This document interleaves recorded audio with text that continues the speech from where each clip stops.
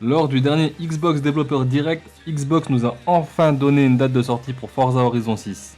C'est donc l'occasion parfaite pour revenir sur les 5 premiers épisodes et parler de ce qu'ils ont apporté au monde du jeu vidéo. Le premier épisode, arrivé en 2012, est sûrement la plus grosse claque qu'on ait jamais vue. Pour la première fois, Forza quitte les circuits fermés pour un monde ouvert. Liberté, ambiance, musique, route ouverte, en plein milieu des montagnes rocheuses dans le Colorado.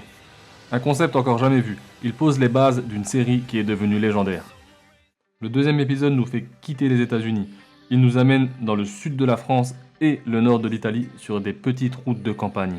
Mais c'est surtout l'arrivée des cycles jour-nuit et de la météo dynamique dont on va se souvenir. L'autre grande nouveauté de cet épisode est la suppression des limites en bord de route. Il nous est désormais possible de rouler à travers champs, ce qui nous permet de profiter de nouvelles fonctionnalités et de découvrir l'univers du tout-terrain. C'est à partir de ce moment que les choix des véhicules deviennent importants. Impossible de faire du tout-terrain avec une voiture de course, évidemment. Le troisième épisode nous emmène à l'autre bout du monde, en Australie, et ce choix n'a pas été fait au hasard. Ce choix leur a permis de découper la carte en plusieurs biomes distincts. Ces derniers sont au nombre de 4 pour être exact. Nous avons d'un côté la jungle avec sa forêt luxuriante, d'un autre le désert avec ses grandes étendues de sable, nous avons également une ville immense avec des gratte-ciels, et pour finir nous avons la côte avec une vue merveilleuse sur l'océan. Une seule map, mais 4 possibilités de gameplay.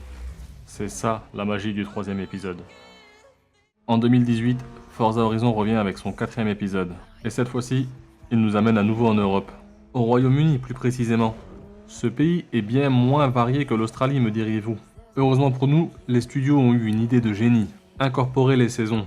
Désormais, l'été, l'automne, l'hiver et le printemps varient chaque semaine. Le soleil en été, les lacs gelés en hiver, les feuilles sur la route en automne, de quoi rendre cet univers bien plus dynamique.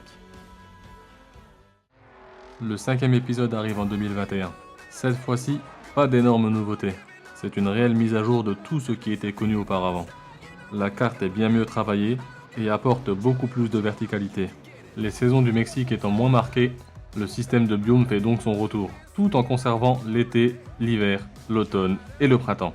La météo fait également des siennes dans cet épisode, avec l'arrivée de conditions extrêmes, comme par exemple des tempêtes de sable. C'est également le premier épisode qui débarque sur PS5.